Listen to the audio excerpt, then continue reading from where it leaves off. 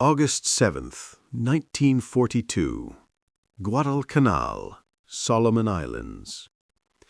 Japanese forces, hardened from campaigns in China, expected easy victories against what they considered inexperienced American troops. Corporal Hideo Takahashi, veteran of multiple campaigns, documented his first impressions. "The Americans who landed are different from any enemy we have faced. They do not retreat when surrounded. They do not surrender when their position becomes hopeless.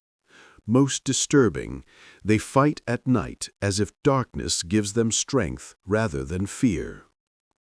Japanese intelligence had assumed Marines would break under pressure, their soft democratic upbringing leaving them unfit for prolonged combat. Yet within days, these assumptions collapsed. Lieutenant Shigeru Fukudome led a 200-man reinforced company to retake Henderson Field.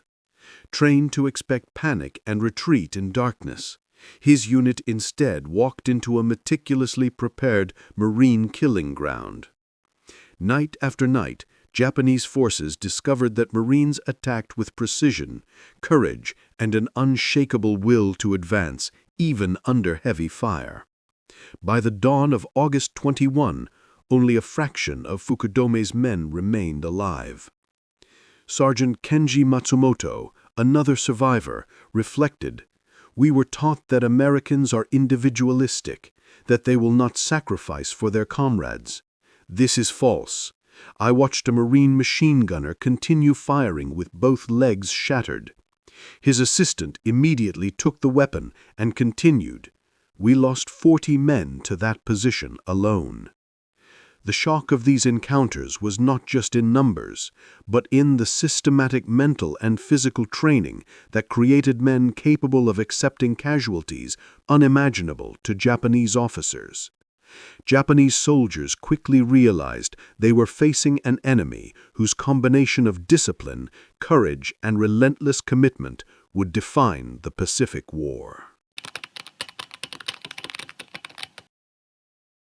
By 1943, Japanese intelligence began piecing together the methods behind Marine effectiveness.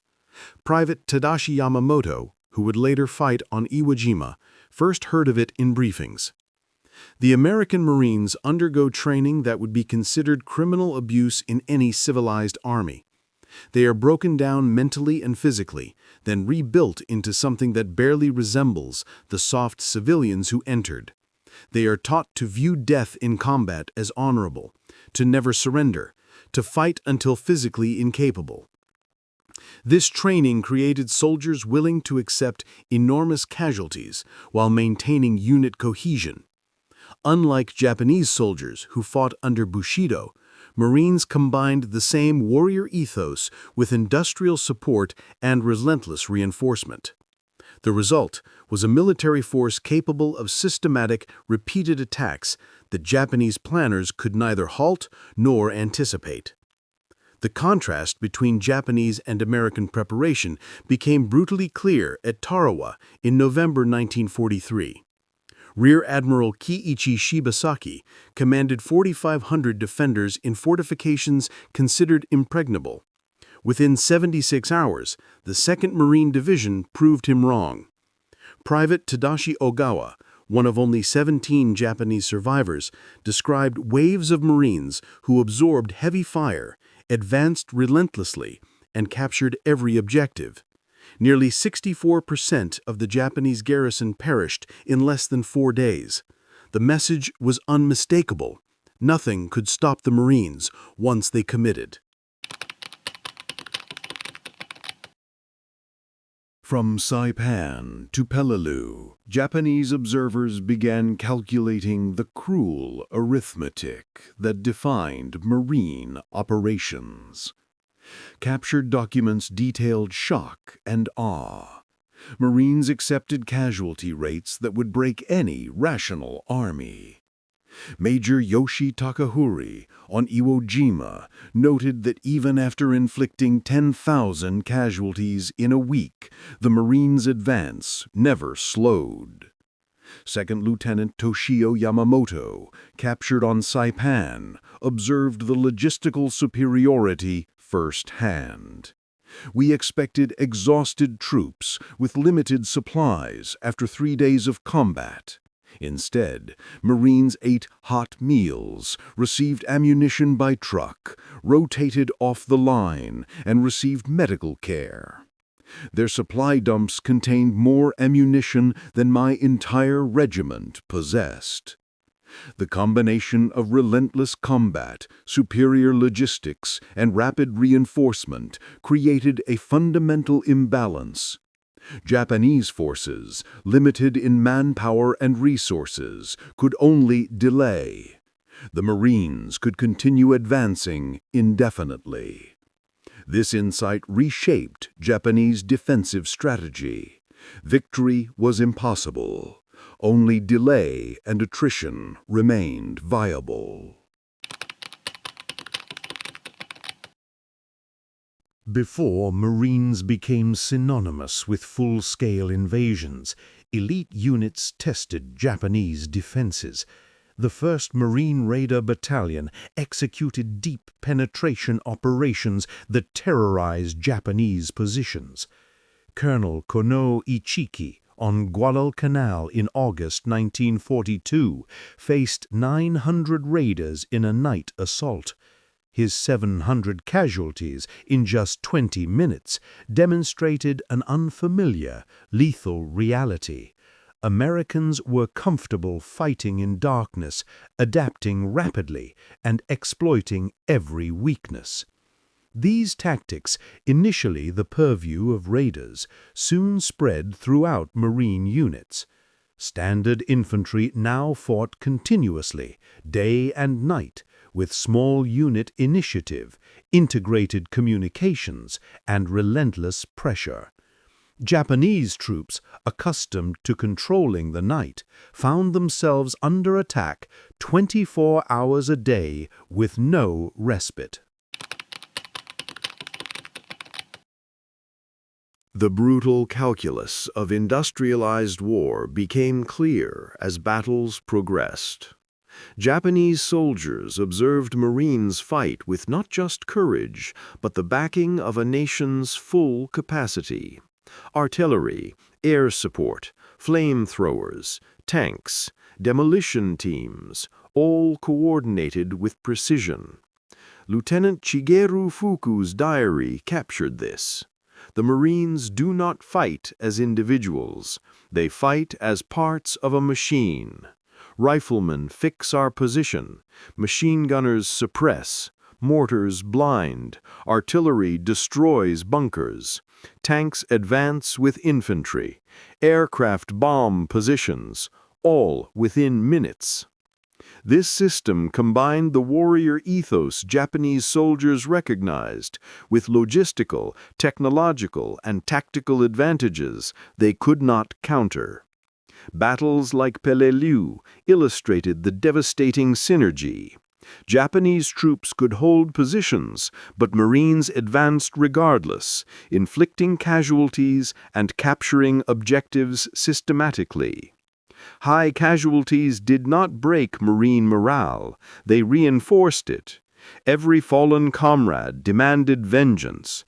Every hour of combat strengthened the survivors' determination. February 23, 1945.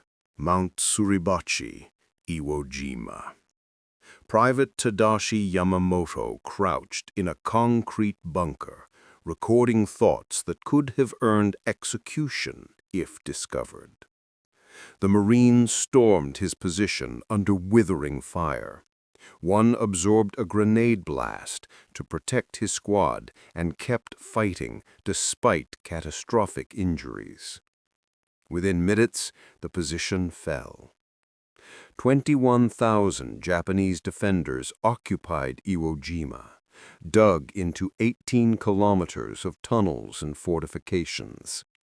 They were promised weak American troops. They encountered men who refused to stop. By the end of 36 days, 26,000 Marines were casualties, but every position was taken. Only 1,600 Japanese survived, most unconscious or too wounded to resist. General Taramichi Kuribayashi's defense plan reflected the new reality. Victory was impossible. His mission was to inflict maximum casualties, not repel the Marines. Every bunker, every tunnel, every meter of ground was designed to cost American lives. Yet the Marines adapted, reinforced, and continued attacking relentlessly. The Japanese soldiers' accounts consistently highlight a key distinction: Marine training. Corporal Hideo Takahashi explained decades later, Army units would attack, take casualties, and pull back to reorganize. Marines would attack, take casualties, and continue attacking over the bodies of their own dead. This is not military doctrine. This is something else entirely. Boot camp destroyed the civilian identity, then rebuilt recruits into warriors inseparable from the unit. Failure was betrayal. Surrender was impossible. Even when facing overwhelming odds, Marines pressed forward, demonstrating a psychological resilience the Japanese troops could not comprehend. Colonel Takuya Takashi's account of Saipan in October 1944 illustrated this vividly. A 3,000-man banzai charge against Marine positions ended with 3,000 Japanese dead and only 90 American casualties. The Japanese soldiers learned repeatedly that courage alone could not defeat the combination of training, firepower, and unrelenting determination. By war's end, Japanese soldiers had recognized the truth.